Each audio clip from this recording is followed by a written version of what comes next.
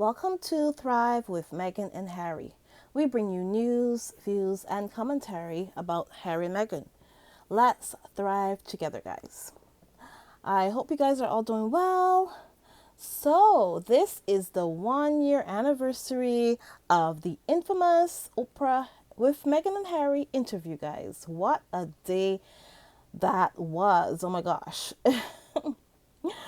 So, guys, first thing I want to do, I want to just reflect on the crazy week or a couple weeks before the interview. Do you guys remember all the crazy headlines that were coming out?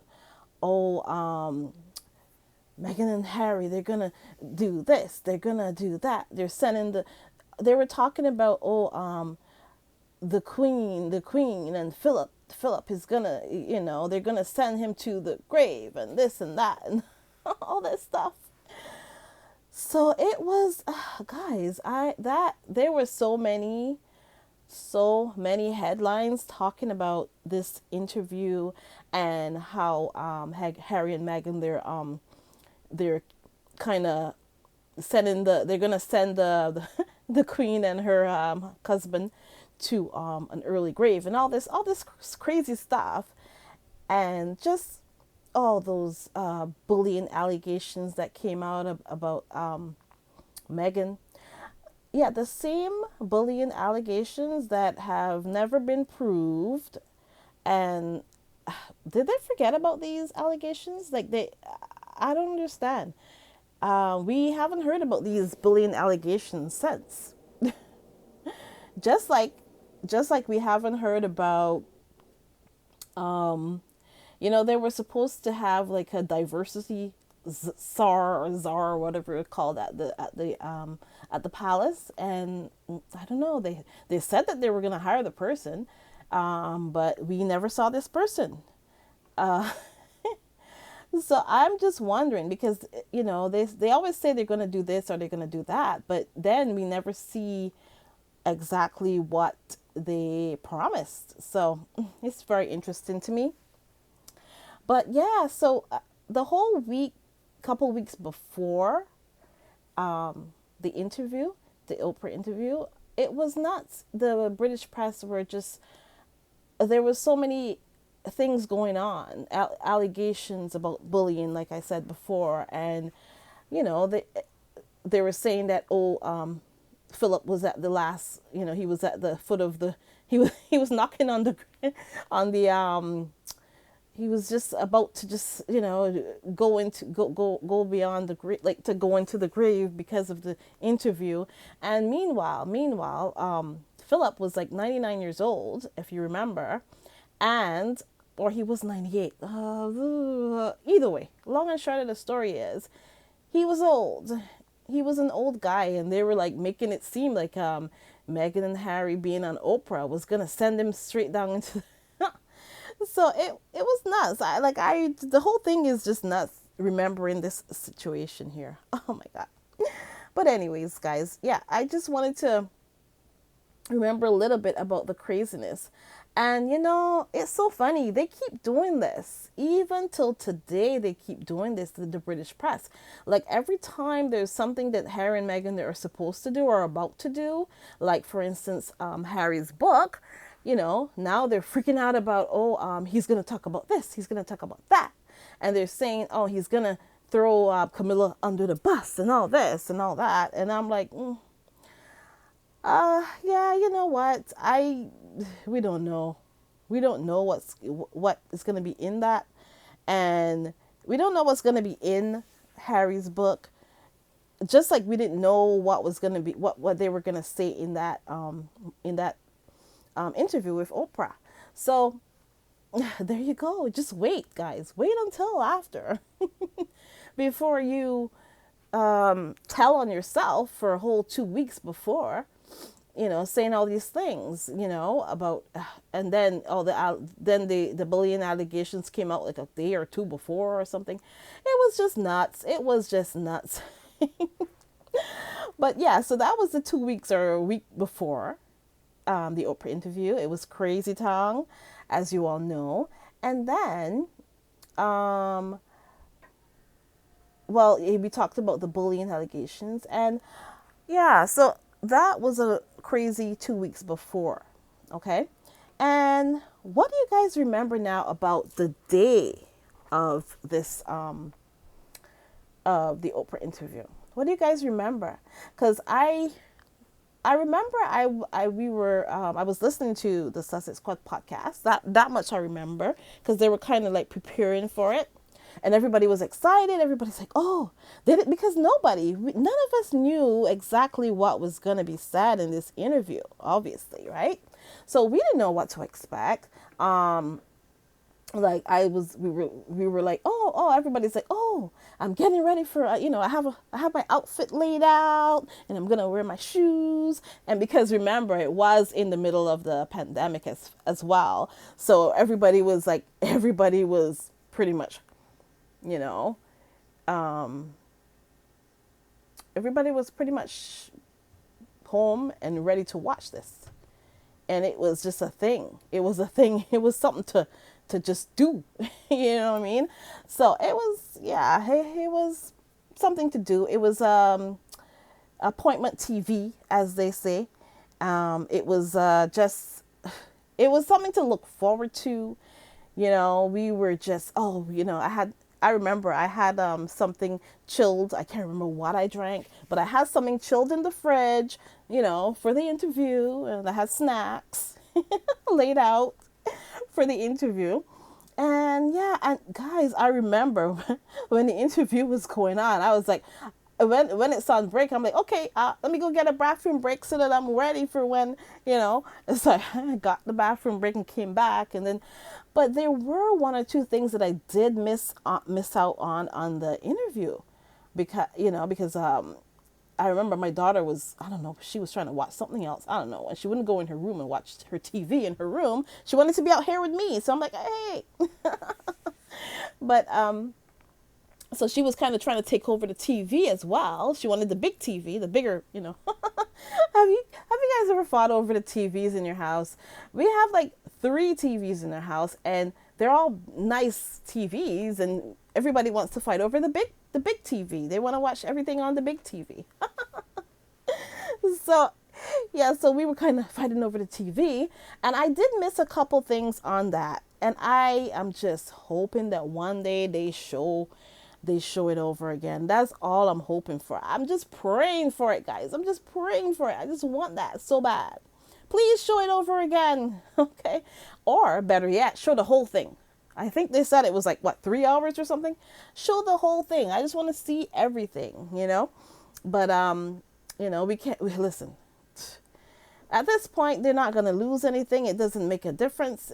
At this point, no matter what they do, they get criticized. So there you go. So, yeah, so I remember, like I said, I had, my outfit set out, and people were like, oh, they're going to wear their shoes. They're going to wear their hat. They're going to wear this. They're going to have scones set out for, as just a fun thing.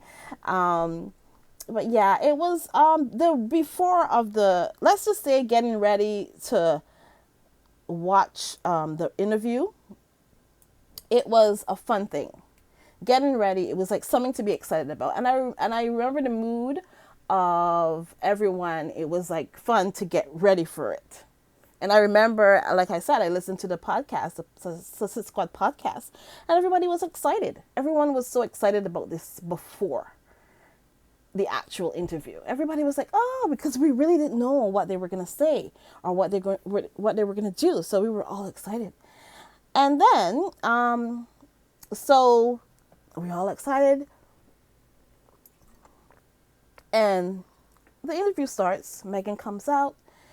She looks beautiful, of course. Oprah looks amazing, as usual. And they hug and they start. Okay. And I don't remember everything about this because, like I said, I wish they would show it over again. But either way, so they start. And as we're watching, we get to realize that all the stuff that we thought as the Sussex Squad was going on, it was all going on. Let's put it that way. So we kind of we had this thing that we were kind of hoping that we were exaggerating about the whole thing and that it wasn't as bad as we thought it was that we thought it was, and we were hoping that, you know what, uh maybe we didn't see what we thought we saw or something like along those lines. And then when Megan started to talk and um she was talking about the whole situation with the Kate, the mumbles, that whole situation with the mumbles and the mumbles, and she making the mumbles cry and all that stuff and all that story. And then she kind of debunked that and made us aware that it was the opposite that happened, and that she was the one who had cried in the situation and all that. And we just, from there, we got to see that things are not always what they appear to be in the British press, because they have a narrative, and they have a bias, and they have, it's they kind of feed these people in that country what they want to feed them. Okay, they feed them whatever lie that they want to put out there. And a lot of these people, they don't do their own research, they don't push back or anything. So, they're kind of successful usually in feeding them the lies and whatever. So they kind of debunk the fact that that it was the opposite, and that it was Kate that had done something, and Megan had cried about it. And then Kate had apologized, she said, and she brought her flowers and stuff. And you know what? That shows evidence right there. And I'm pretty sure Megan kept all that evidence. She probably, okay, maybe she didn't dry the flowers and keep the flowers. Maybe she did, maybe she didn't. I don't know. But she did actually. I'm sure Megan keeps everything. Megan keeps her receipts. She kept that note that Kate wrote her, and that proves, okay, that all that story that started about Megan making Kate cry, that was used to harass Megan, and it was used to just it was just it was everywhere. It was everywhere, and it was used to bully, basically, to bully Megan. Okay, it was used to, you know, Kate Middleton's white tears, I guess you can call them. They were used to they was weaponized to attack Megan, basically. From that, from that, from that, well, lie, I guess you can call it, because it really wasn't true. It didn't happen. The opposite happened. And it was Camilla Tominey who broke that story about it, and she never really apologized, and she never really said, well, hey, I was wrong. She never said that. That's why we call Camilla Tominey a liar, basically. But anyways, so that was one of the first things that Megan had debunked. Uh, and I'm not going to go through everything because I can't remember everything, to be honest. But these are the things that kind of stick out to me, right? The fact that Megan kind of debunked the whole that she made Kate cry. And now we know that it was Megan who was crying in this situation, right? So, you know, it's sad.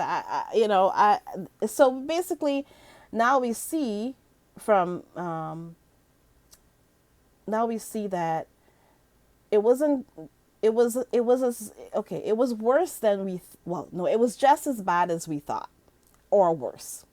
Because then Megan went on to say, and this is kind of out of, like, I don't remember exactly how the interview went, but I'm just talking about things that are popping up to me as I go ahead with my commentary about it. So I remember now, like I said, Megan talked about that Kate made her cry, that part.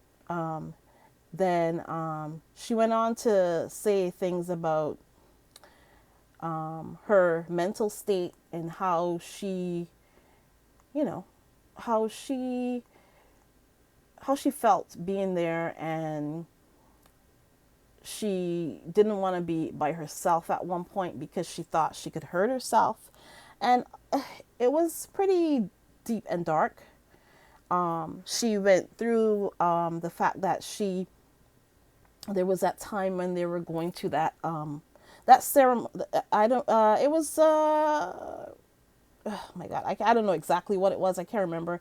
But I do remember that they were going to, was it I think it was the Royal Albert Hall that, for something, they were going there, and Megan didn't want to, she didn't want to stay at home because she thought that she might do something. And the fact that she can actually say that, she said that, and we see pictures of that. There's pictures of it. You know, it was pretty hard. You know, it was pretty sad actually.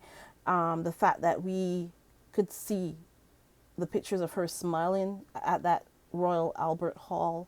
I don't know what they went there for. It was some sort of ceremony or something, or a performance or something. But it was more what Megan said about how she was feeling. And when we look at those pictures, what we see, yeah. So it was, now that we know the backstory of those pictures, when we look at those pictures, it doesn't. It kind of, you kind of remember that backstory about, and then we know what was going on behind the scenes, and you know, it's pretty hard to know that she was going through that. And Harry was doing everything he could to help her. And they were just kind of in a whirlwind and a storm at that point. They were right in the middle of the storm. They were right there in the middle of the storm at that point. Let's put it that way. So, yeah, that was, you know, that part was something that a lot of us, we didn't expect that. We didn't expect her to say that, I didn't want to be left alone because I thought I might do something to myself. So a lot of us didn't expect to hear that. So that was one thing that we all were angry about after and sad about. So that was the darkest part of that interview for me. So that was the part that was pretty hard for me to get over. And then the fact that she talked about that, and then there were people in that country saying that they didn't believe her, led by that crazy nutbag, Pierce moron, or piss moron, more accurately, piss moron. Yeah, so we do remember that he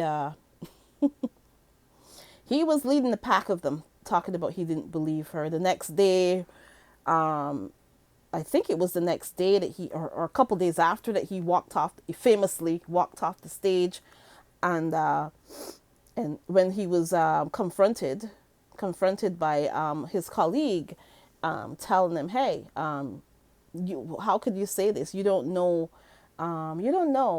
what she was going through. How could you try to tell somebody that she's lying when you don't know anything about the situation? You don't know."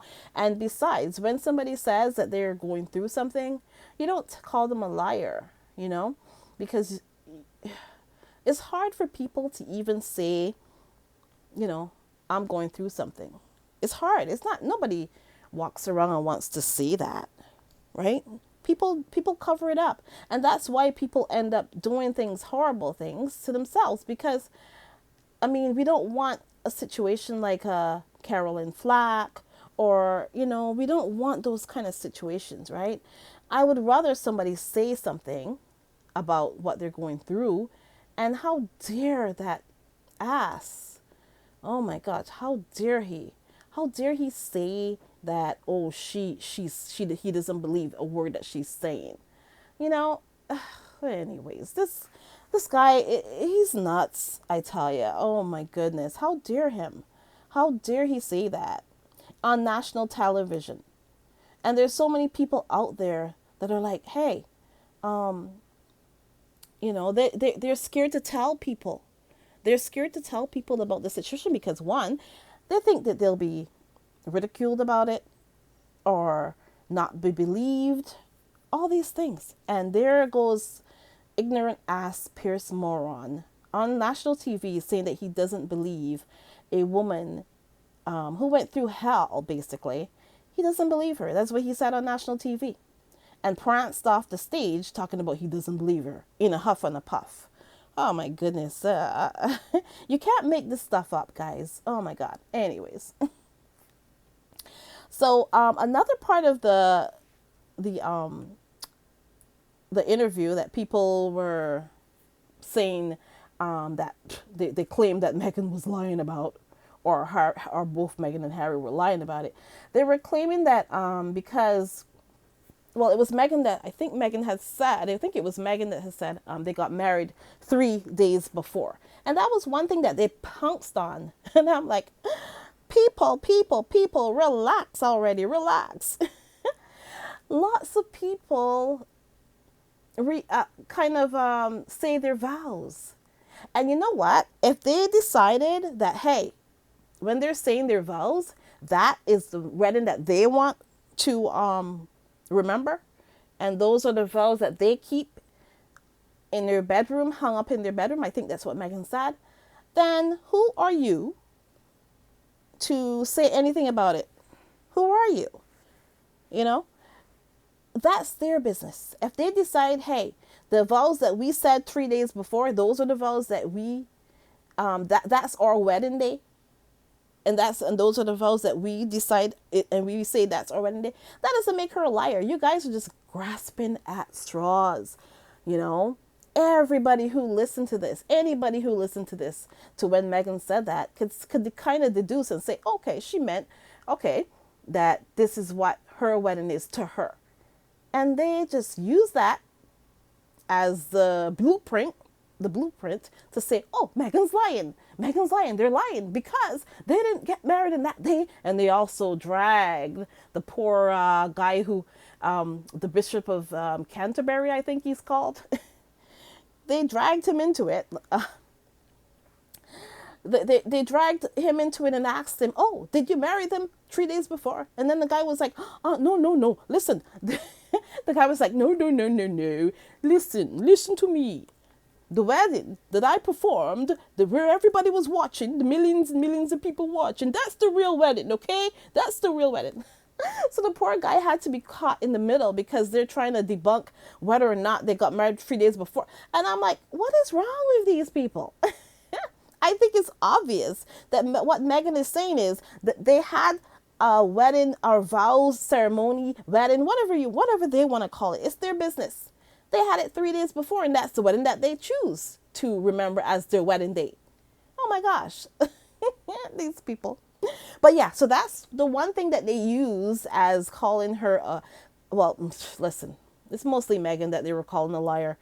They, Harry's just there for the ride. Harry's just he's just there apparently at this point. They don't really go after Harry, they go after Meghan. So let's put it that way. We might as well just admit that one.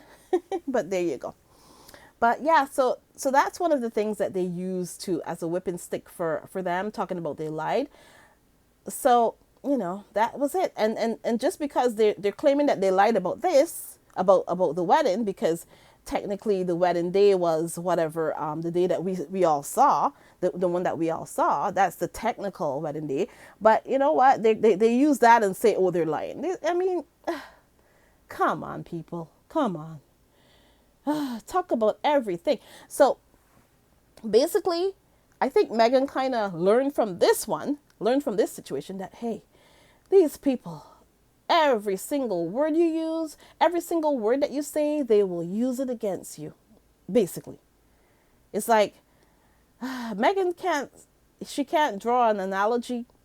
She can't say one thing but kind of mean something like, okay, they take everything literal when it comes to Meghan. Meghan can't say, oh, I feel like I'm, Meghan can't say anything, basically. Everything that Meghan says will be used against her. Let's put it that way. So, Megan, there you go. Everything you say will be used against you because apparently you're in the court of law with these people. So they take everything literally when it comes to Megan. Let's put it that way. She can't say one word out of place because then she will be crucified because of it. That's basically the long and short of the story. So yeah, so there you go. So there you go. They use that as a means to say, well, she was lying about everything because she said that they got married 3 days before. So apparently that's a lie according to them, according to the whole of the British press, and according to the people who live there. A lot of them, not all of them, of course, but yeah. So the whole thing was they were basically calling Meghan a liar about everything, and but the funny thing about it is, a year after, we all see that a lot of the things that Meghan and Harry said, mostly because what Harry said about the invisible contract and all that, a lot of these people told on themselves after. So they it kind of shows us that they were actually telling the truth. And also about the George V convention, about them trying to change the convention so that Archie and Lily wouldn't become prince and princess. They are trying to change those things. They are trying to change those things. They're trying to take away Lily and Archie's birthright, I guess you can call it.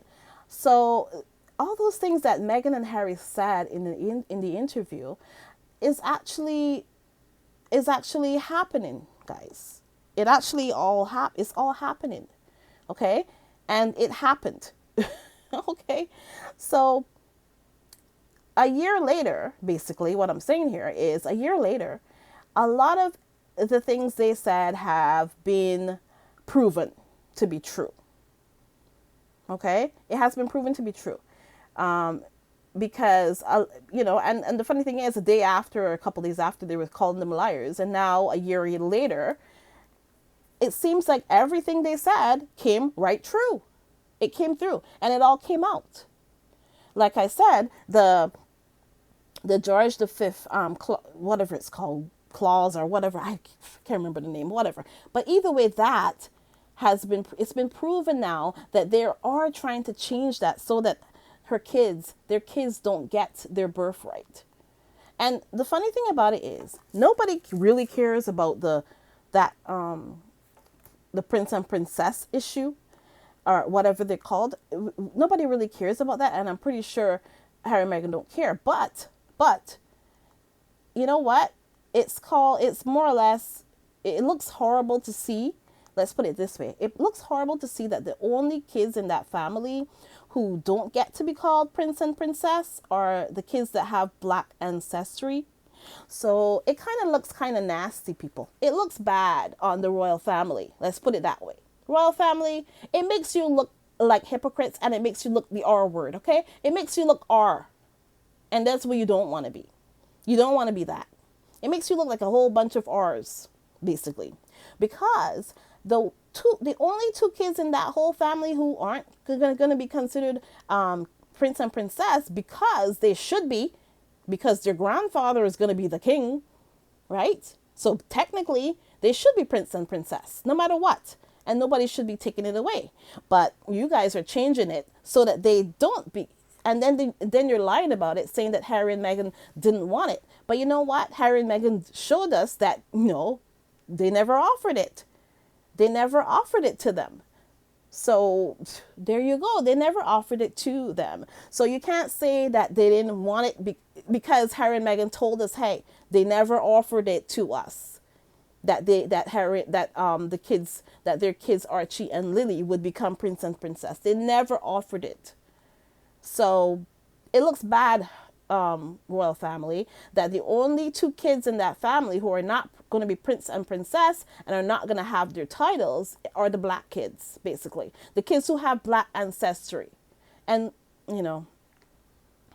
so there you go. The mixed kids, or whatever you want to call them, either way, they have black ancestry in them, okay? That's the long and short of the story. They have great-great-grandparents who were slaves, these kids. So let's put it that way. Whether or not they are light-skinned or not, people, the people that who have that purity test thing going on about how much black is in them or not. It doesn't matter. The point is that they have black ancestry, no matter how light skinned they are. Okay, just like those people who are always talking about Megan and saying that Megan is passing, or Megan is this, or Megan is that. It doesn't matter. Look at her mother. The only family member that you've seen her walking around and parading around with is her mother, her black mother. Okay? You don't see her with anybody else in that family but her mother. And we don't know, and I'm talking about in front of the cameras. We don't know what Megan does behind the cameras. She could be friends with all of the Raglan family. She could be having them over for lunch. We don't know, okay? And it's possible that they are, but we don't know because it's not our business, okay? We don't know how close she is to her Raglan family. So, but the person that we've seen in front of the cameras is Mama Doria. And we see Mama Doria all the time with her, all the time. She loves her mother. That's the woman that she looks up to, okay? And we all look up to Mama Doria because we love her. She's amazing. But anyways, so guys, uh, so this interview, it was just something to go down in history here.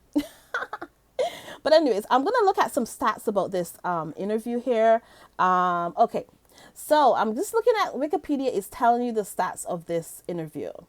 So, of course, we know it was televised in 2021, hosted by, of course, Oprah. And it was on CBS on March 7th, 2021. And it was filmed in Santa Barbara County in California. Okay. And of course, we know Megan was pregnant with, now we know it was Lily that she was pregnant with at that time. And so let's see here. What are the kind of stats we have here? Because I want to go through. It says here now, the interview received high viewing figures, generated extensive media attention, and mixed reaction from political figures. The special was nominated for a 2021 Television Critics Award, a Primetime Emmy Award, and a People's Choice Award, people. Oh my God. The special was nominated for a 2021 Television Critics Award, a Primetime Emmy Award, and a People's Choice Award. Wow, wow. So, let's move on here a little bit more. So it kind of goes on and says, of course, we all know that Oprah was a guest at Meghan and Harry's wedding. And we all know that Oprah did ask her for an interview then, and Meghan had kind of said she couldn't do it at the time, obviously, because, hey, her time was not her time. Her time was not her own then, let's put it that way. And she couldn't say yes, but she said maybe someday in the future or something, eventually she would, and let's see.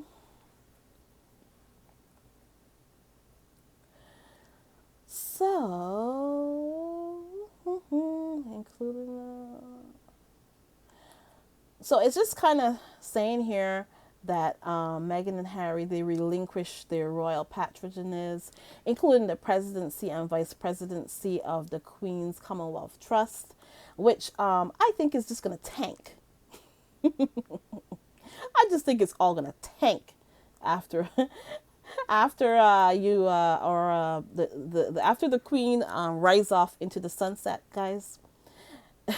When she flies off into the western skies, like I always say, I think the whole Commonwealth is gonna tank.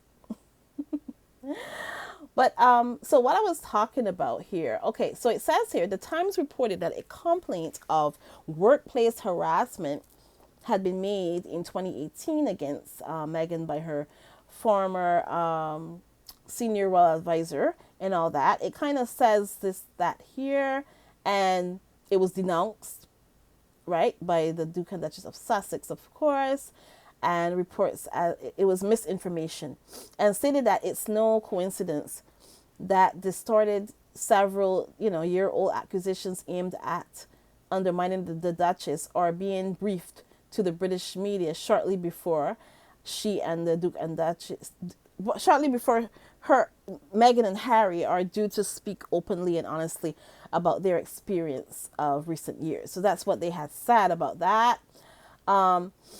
Yeah, so listen, it says here Winfrey initially denied reports of a tell-all interview in January 2020 from ITV, when ITV first reported that Meghan, that they were trying to do that interview, and then she subsequently confirmed to CBS that and the Wall Street Journal that CBS had paid a license fee to have that interview, right, for the broadcasting rights for the interview. So yeah, so basically it's just showing here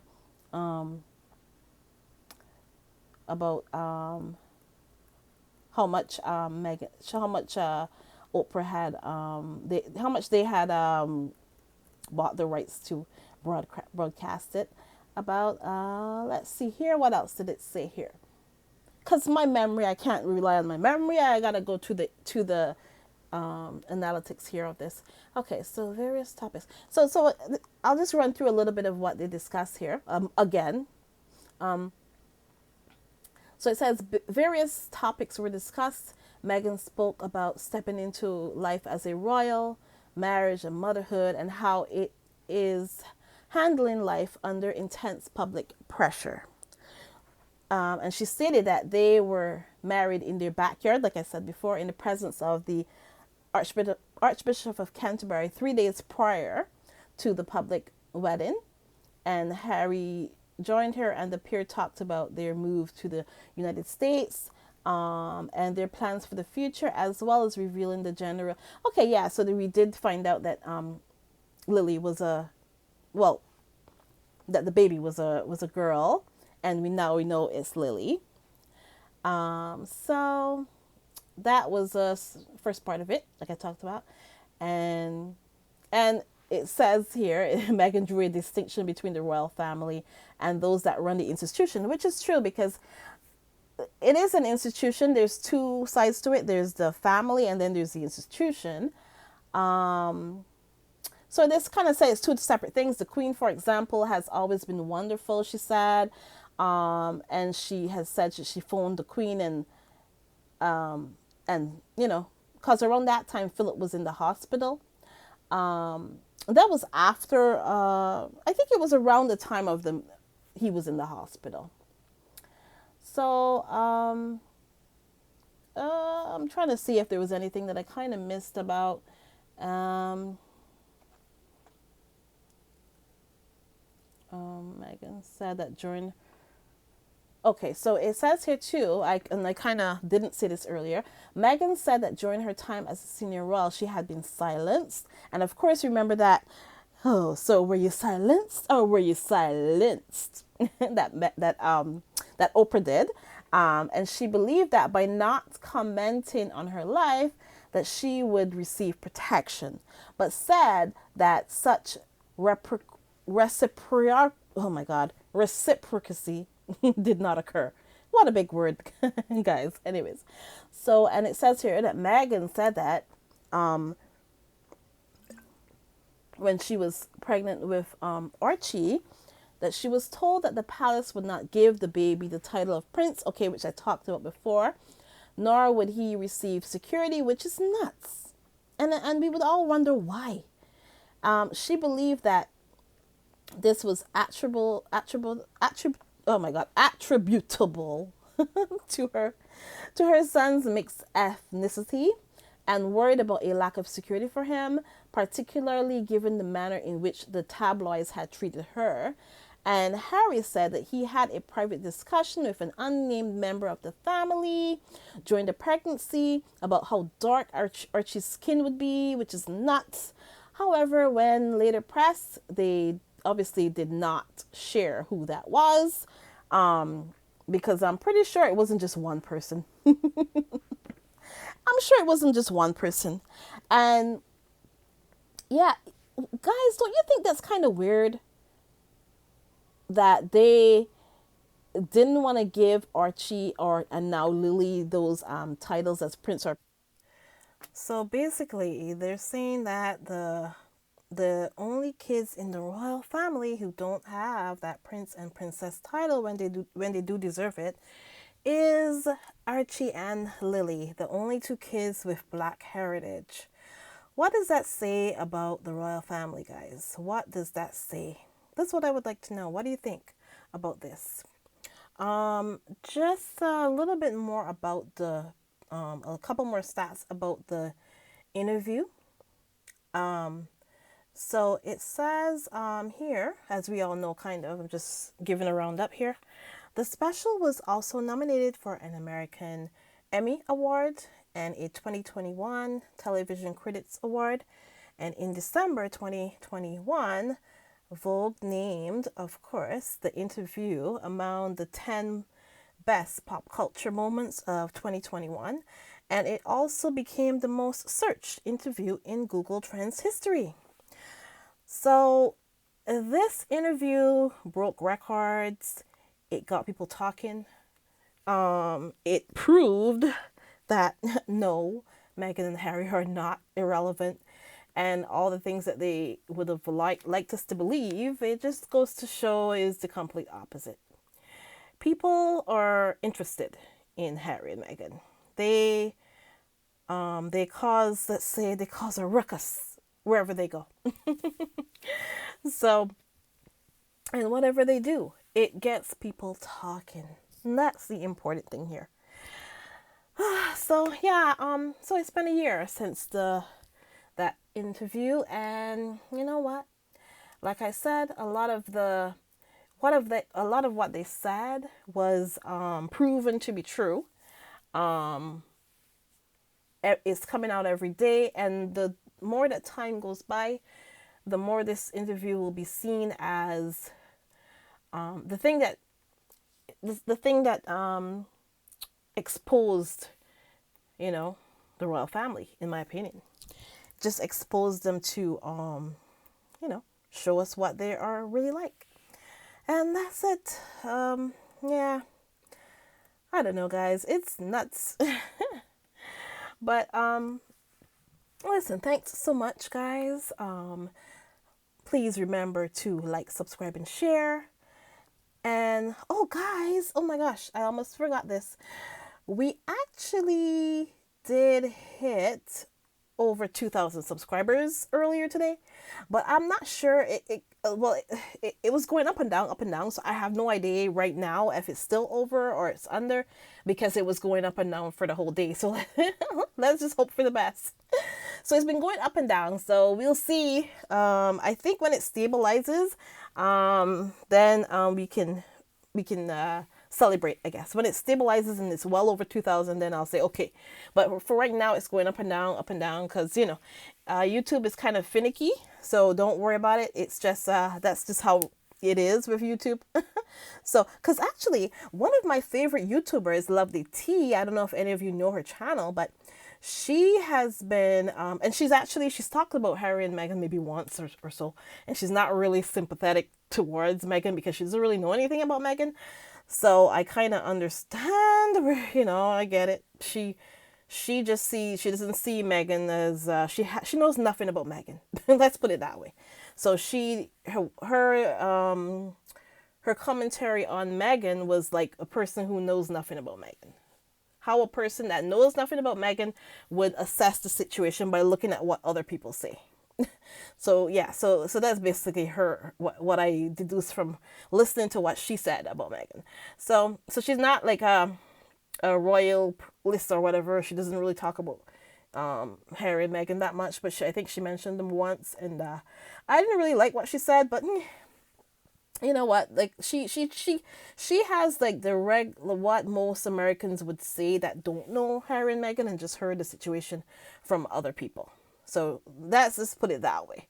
But either way, the long and short of this story that I'm telling you here is her channel has 999.900 and something thousand 909, like basically it's almost a million. And so she has been off and on almost reaching a million for like the last half of a year. So YouTube is weird. So she, I don't know, I don't think she reached it yet, and it's been like almost a year that she's been almost there. So YouTube is weird, guys. So the numbers go up and down, up and down. So you could be watching it like when you're watching the pot, waiting for the water to boil on the pot or whatever. That's what it will be like. Or watching paint dry or whatever. All those analogies, yeah. So it goes up and down. So we'll see. I'll see if it stays over 2,000 for a couple days, then I'll know, okay, I'm safe to say we're over 2,000. But for now, let's just say it goes up and down, so we're not sure. Okay, so just keep your eye on it. Okay, and keep telling people to subscribe all the time. And guys, I know you might think it's kind of silly that I'm like so into because I am the type of person, I like to celebrate things. And I know other people, they'll be like, okay, they reached a milestone and it's like, that's it. I'm like, no, I want to celebrate every milestone. So this is just me. That's just how I am. So there you go. So I'm like, when it gets to 2,000 and 100%, we are celebrated, and I'm gonna be yay, and I'm gonna be like, thank you guys for doing that, because as you remember, when I first, from the beginning, I think from the time I reached 500, I was like, yay, we reached. I think I did a video saying we reached 500. And then when we reached almost 1,000, I think I did another video, and I was like, no, I did. I did one saying, oh, we're almost 1,000 or something like that. And then we did one that celebrating that we reached 1,000. So, so that's me. That's my pattern. So there you go. That's what I do. So don't be surprised when I do that. I will celebrate every milestone. And it's not because, it's not about gloating or anything. It's about celebrating and thanking people. Because it's people that help me to, they subscribe, they watch, and I like to thank people. So that's just how it goes. That's how I go. I like to thank people for helping so I'm like, yeah, I'm ready to celebrate it. I'm not just going to let things go by and not say thank you. So that's just how I am. So there you go. So the long and short of that, okay, so listen guys, whatever. Let's move along. Either way, if you have sent any super chats or PayPal, because we have PayPal as well, and if you'd like to support our channel, I appreciate it. Thank you so much for doing that. And thanks so much to our incredible channel members, Arnold Sanders, Cookies and Cream, Lydia Washington, the amazing Lydia Washington, and Mrs. S. Welcome back, Mrs. S. And we love you, and we are wishing you the best for you. You said that you're going to surgery soon. We are wishing you the best for that surgery.